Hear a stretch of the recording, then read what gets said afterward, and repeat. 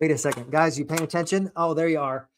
Toss those in the trash. But guys, I have something that you do not want to miss. Today, we're going to be talking about what it means to have a story-worthy legacy.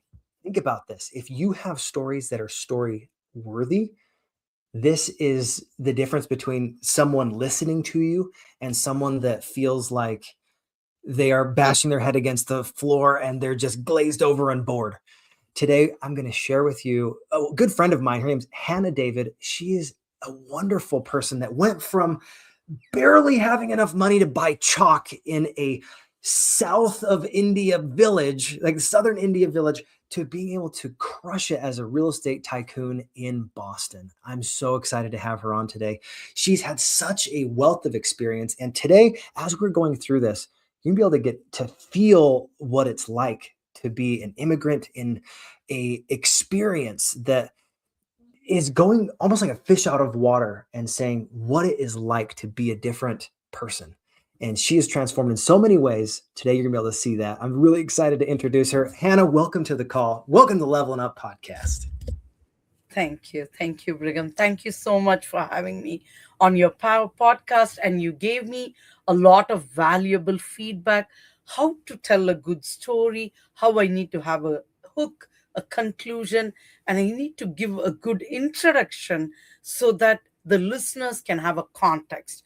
I truly appreciate your feedback, and stories sell. So any successful entrepreneur, investor, should be a good storyteller, especially if you're going to be speaking on world stages. So I truly appreciate your sessions and all the feedback that I've been getting. And when you become a good storyteller, it helps you boost your confidence. So you've been a confidence booster. Thank you. Thank you so much. I really appreciate that. Well, let's dive straight into your story. You've had a transformative experience going from being a teacher, just like me. I grew up as a teacher. I absolutely loved teaching, but it really didn't pay the bills. And in your case, like you said, it was at one point you only had $9 that you were making a month. Talk to us about what that transformation was like, going from that Indian village all the way to where you're now crushing it in the real estate department over there in Boston. Yes. So my first job was a teacher in a village school. So I lived in a little town. I had to hop on a bus with my colleagues and we traveled for like 2 hours each way.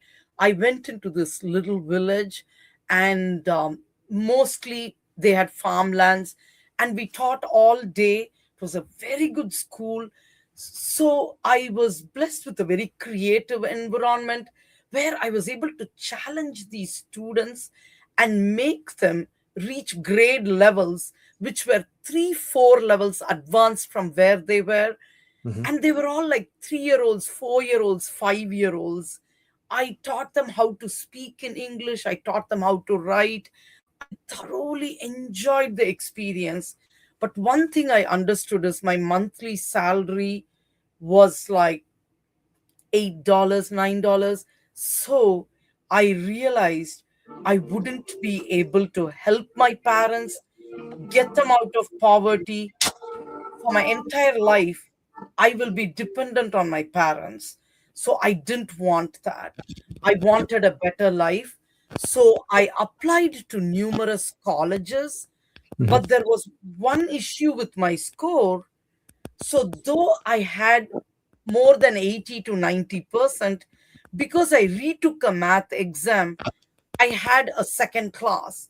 And all the colleges advertised first class. But I didn't give up. I prayed. Miraculously, a college that started late, they put the advertisement. They just said if you have more than 80%, you can apply. I applied. Out of the 10,000 students, 40 were called in for an in-person interview. I was interviewed and I got admission. But that's where the challenges came knocking.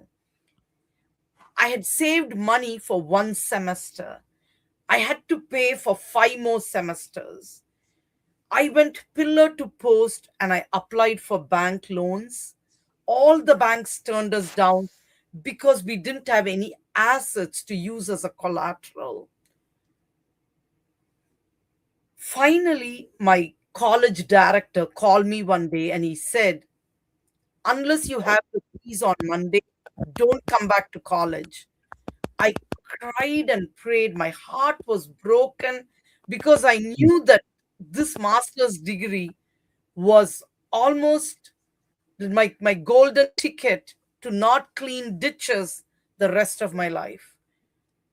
With a lot of prayer, I climbed this large staircase and I finally went to see the bank manager. God was so miraculous. He's so faithful. He showed up. The bank manager said 40 years since they had started that bank, they had never given an education loan. So they received a letter in the mail that said, you need to give the education loan. Otherwise, we're going to cancel the loan for your bank.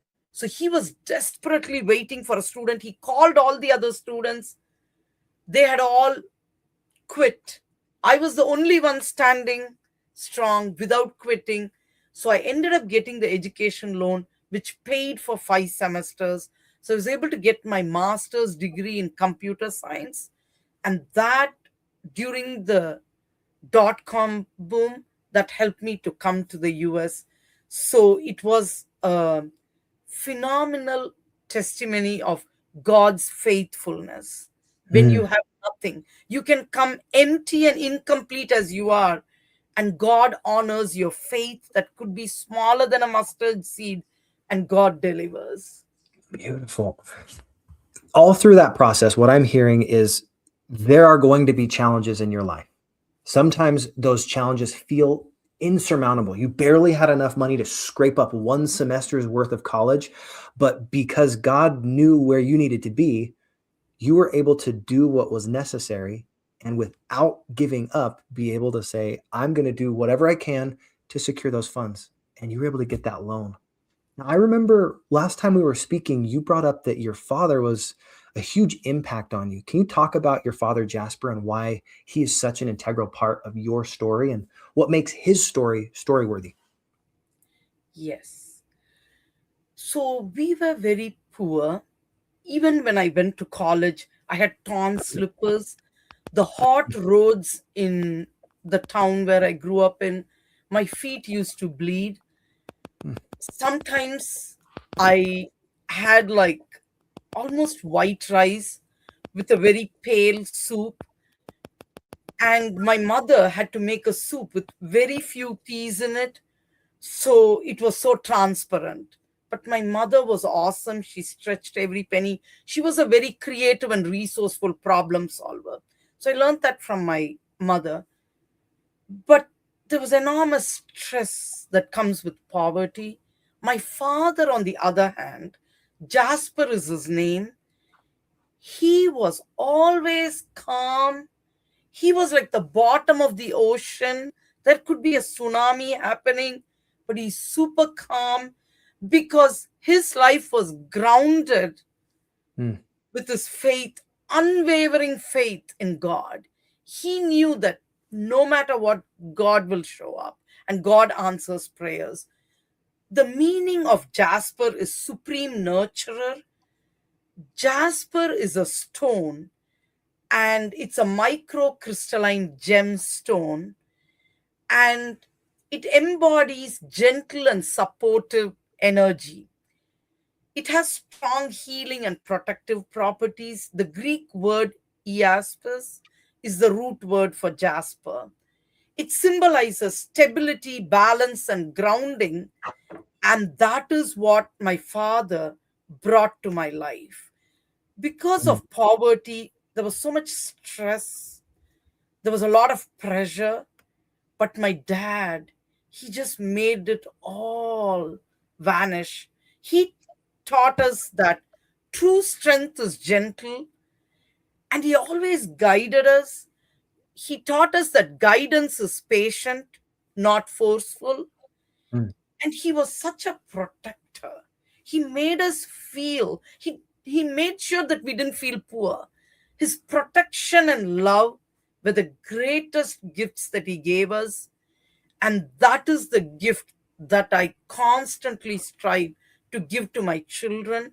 And my dream is God will help me give that to my children and great grandchildren for many decades to come. That is a beautiful legacy that your father left you of resilience and faith. And even your mother, she was able to stretch pennies farther than most people with that thin, brothy soup that she was able to still nourish you guys the very best she could.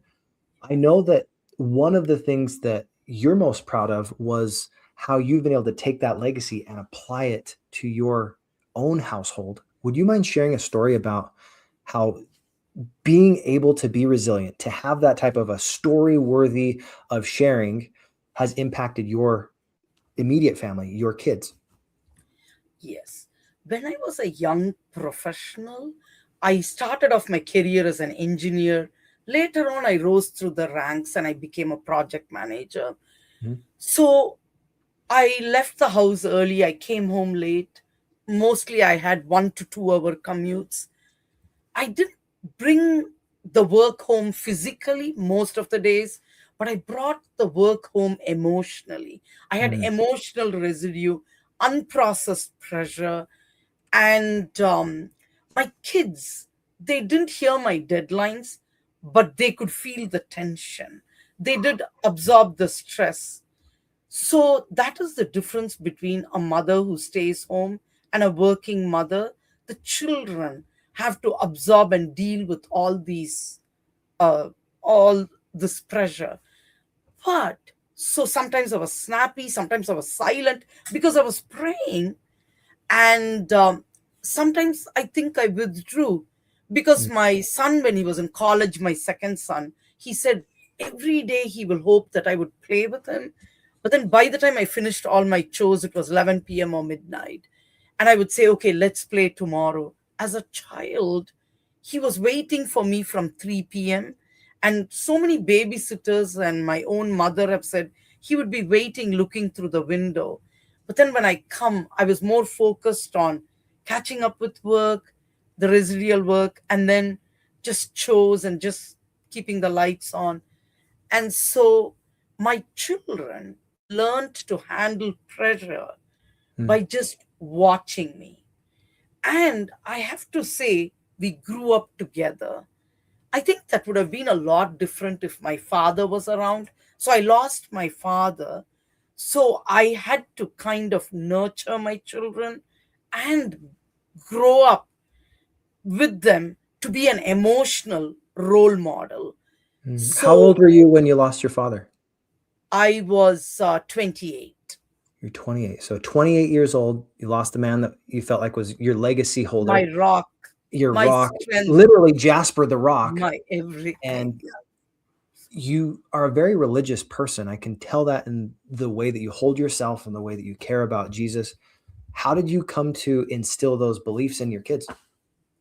Yes, what I instilled in my kids is a calm presence because that Mm. is what I got from my father.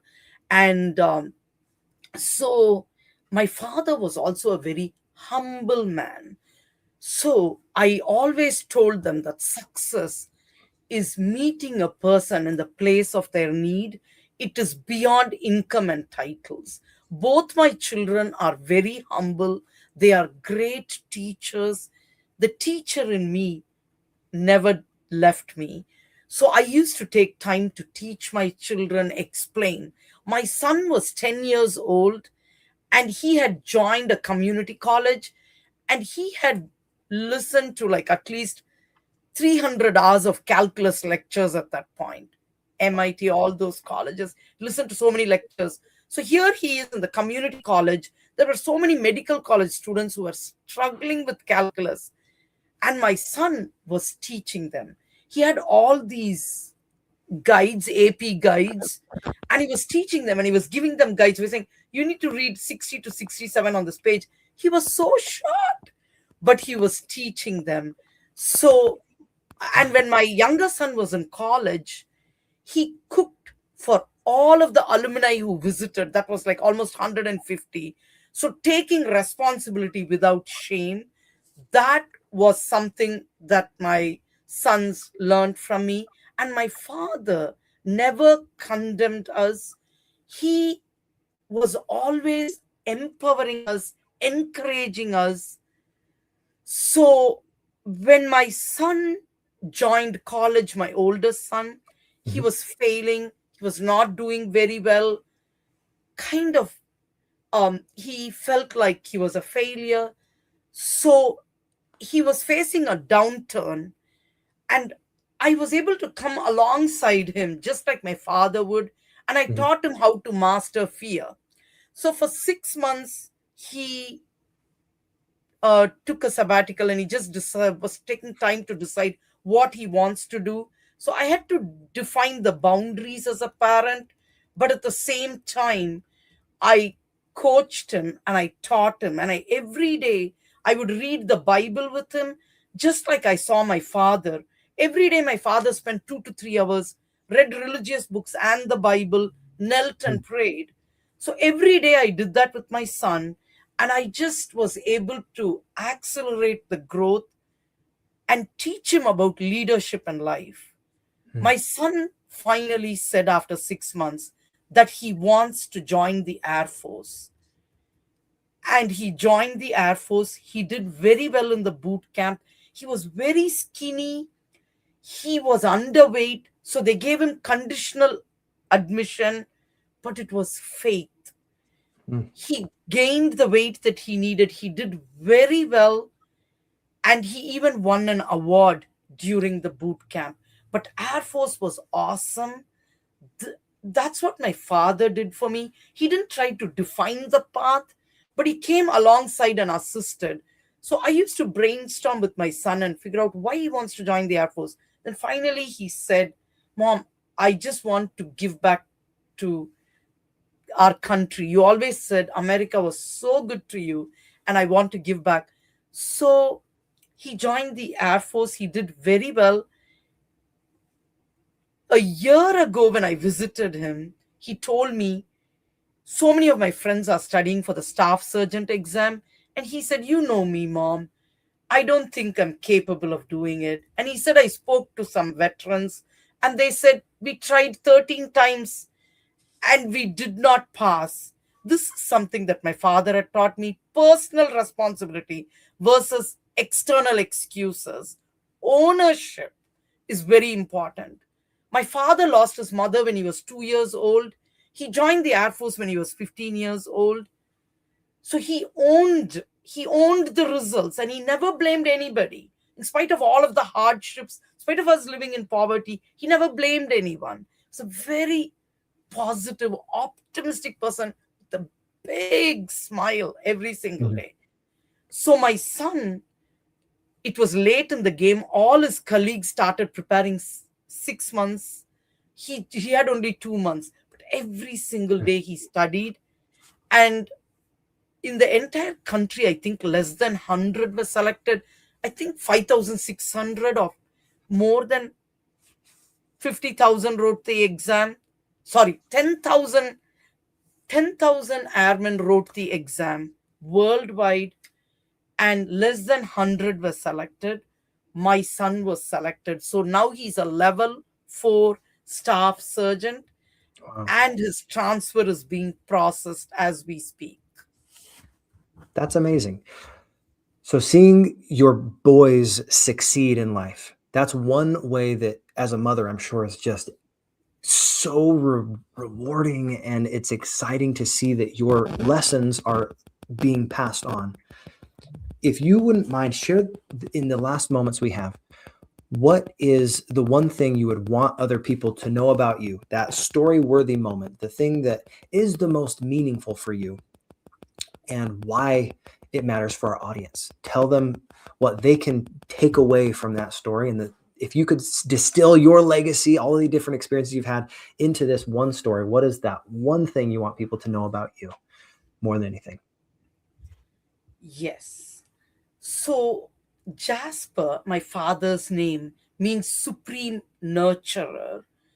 So, people, they don't need leaders who have all the answers. Mm. People just need leaders who can stay calm when the answers are not clear.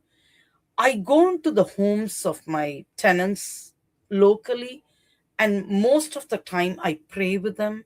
Some of them have lost children. Some children are anxious about college admissions. I mentored a girl and I showed her essay options and I gave her feedback about her essays. She was able to join Harvard. So that is what people want. People need leaders in their community who can stay calm when Mm. the answers aren't clear. Yesterday, I was talking to a tenant. He left my house, but he was homeless 4 hours away. And I prayed with him and I encouraged him and I brainstormed options with him. So, scarcity is emotional, and I come from scarcity. But what my dad taught me is strategy is intentional. And I told him how I would give him a helping hand and I would love to help him. And I texted other roommates and CC'd him and I told them, can you please help him out? So scarcity is emotional, but strategy is intentional. And I love what I'm doing. I have become a co living ninja, and people, so many of my tenants, they are sleeping in the car, they came from Mhm. another city, they cannot afford extended stay, they are looking for a place.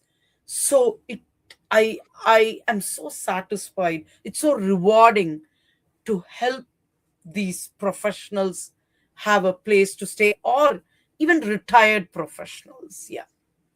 Beautiful. Let me just recap what I've heard today because we've had such a great experience. A story-worthy moment is something that is almost an inflection point, a turning point, something that you can look back on and say, this is something that fundamentally shifted me, changed my life. One of those moments for me was something that was so simple. I was a brand new teacher and I had a student that he just kept falling asleep. Every single time I was talking, he would nod off. And it was almost like he had Sounds like me. undiagnosed narcolepsy. You ever Yes. been there? It was so interesting. I confronted him about it. And when I talked with him, he said, I don't know why I can't stay awake in your class. I was a brand new teacher. I wasn't using all of my theater skills. I was teaching the way that I was taught Chinese, which was very strict. And he was falling asleep. It was boring. He said, is it okay if I just kneel down when you speak? Because it feels like I'm getting Chinese said at me like it's a Charlie Brown character instead of like wah, wah, wah. It's more like rah, rah, rah, rah, rah. And it's just not making any sense. So when I spoke with him, I said, that's just fine. You go ahead and kneel down. And that outward expression of his inner feelings, him getting bored and then saying, you know what, I need to kneel down. It became a trigger for me to realize I need to be more entertaining. I need to pull him off his knees by the way that I speak, to be more interesting, to be more intentional, more impactful, and make it so that the words that I was using aren't going over his head. What this did for me was open my eyes to the ability that story and performance has in teaching. And after a few months of me working on it really well, I realized that storytelling is way more applicable than just in the classroom. You can use those skills in every aspect of life. And that's the biggest reason I wrote the story hook method. It's all about how to build worthy stories, things that you want to package and put together and give it to your audience. So, Hannah, what is the last story that you wish you could share with someone? If you look back on your life, like, oh, this is the story that I want people to know about me. What's that last story, that legacy moment, that experience? They're like, ooh, this is the one that I think I took the most from in my life. Let's hear another one of those. Yes.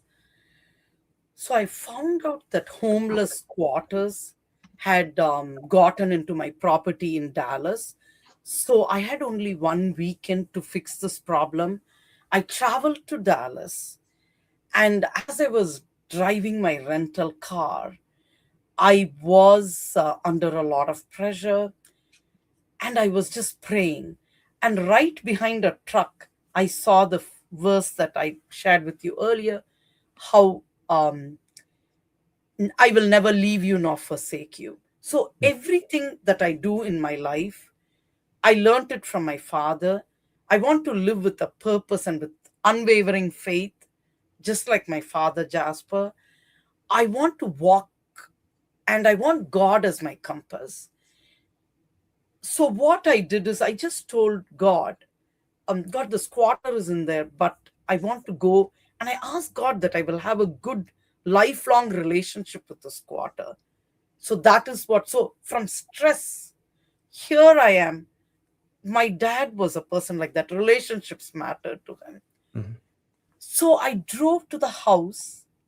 Miraculously, the squatters had left the door open. So I ran to my car, got my comforters, ran into the house. They were like, "What are you doing?" I'm like, "Well, I'm going to sleep in this room." I was nervous. I had my laptop and my backpack. I started working. They came to me and they said, "We are not comfortable with you staying here."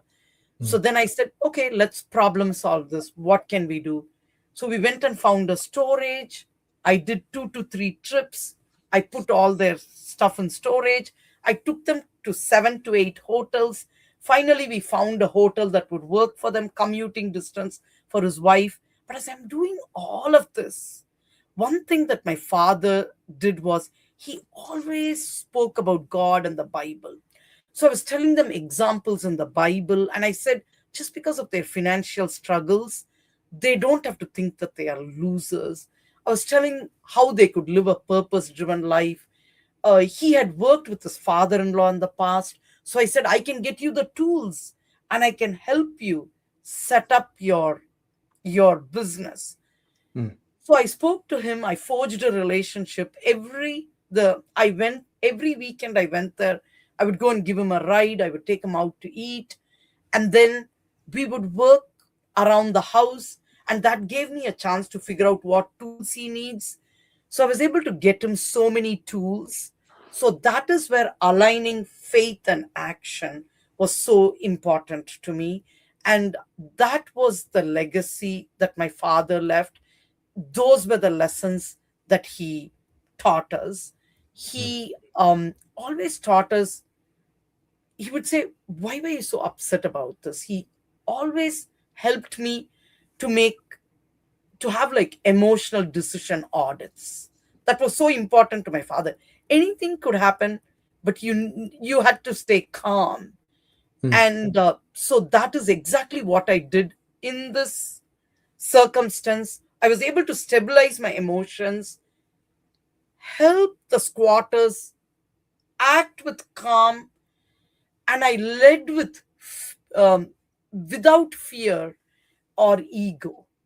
I was able to do that. Wonderful. Well, thank you so much for sharing your stories, connecting with us. And guys, if you are wanting to go and change your story, be able to say where I've gone from all the way to where you are today and move into your future. That's one of the biggest reasons I wrote the 3 reasons stage fright costs and why you must fix it. Got a ton of value from connecting with Hannah today. I hope that you also were able to feel it within yourself, that surge of desire to go and write your own stories, to go create those opportunities to connect deeply with people.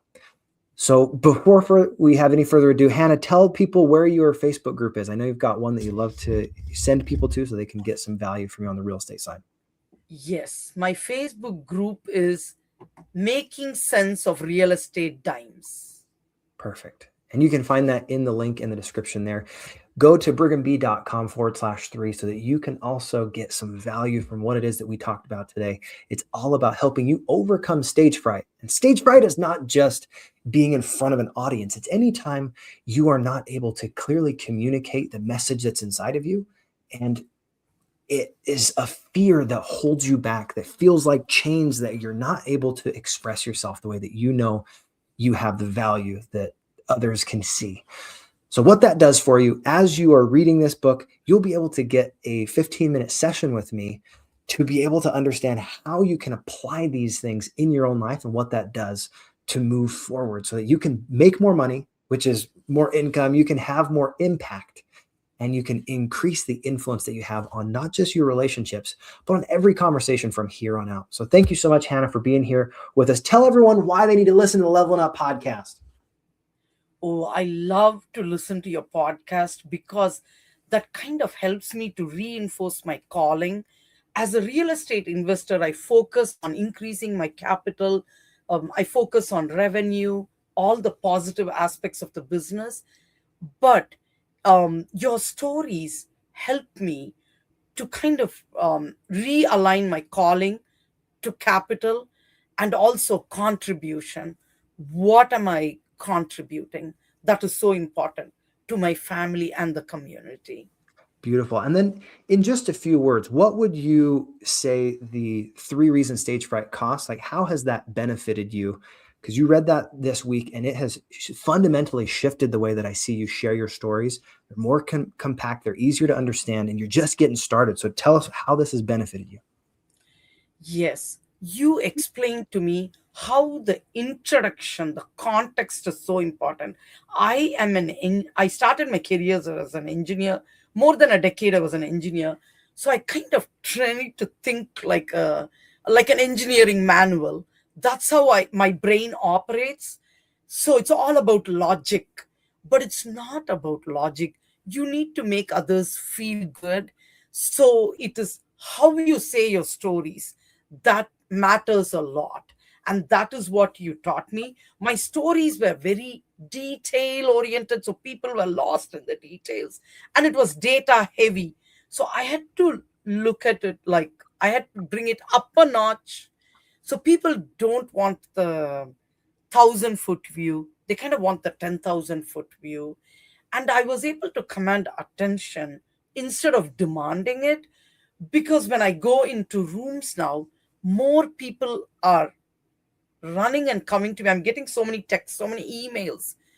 People want to partner with me, people want to be mentored by me.